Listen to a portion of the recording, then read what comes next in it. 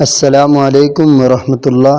عید الاضحیٰ صرف خوشی کا دن نہیں، یہ ایثار، قربانی اور غریبوں کو یاد رکھنے کا دن ہے۔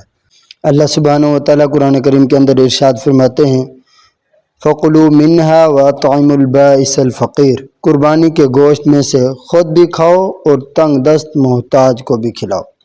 میرے عزیزو، سوچئے جب ہمارے گھروں میں گوشت کے شاپر بھرے ہوتے ہیں، اس وقت کتنے ہی غریب بچے ایسے ہوتے ہیں جن کی نظریں صرف دروازے پر لگی ہوتی ہیں۔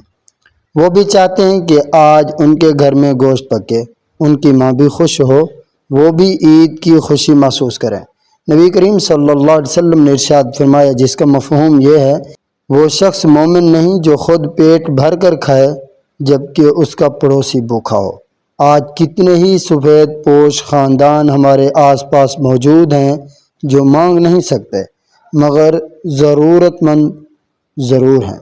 یاد رکھیے، قربانی کا اصل مقصد صرف جانور ذبح کرنا نہیں بلکہ اپنے دل کے تکبر کو ذبح کرنا اور غریبوں کے چہروں پر خوشی لانا ہے۔ شاید آپ کے گھر سے نکلنے والا ایک چھوٹا سا گوشت کا تھیلا کسی غریب بچے کی پوری عید بنا دے۔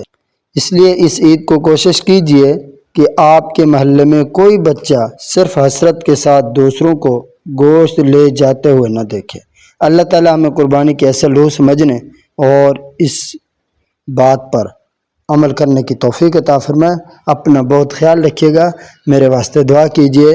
میں ہوں آپ سب کا محمد صداقت اللہ۔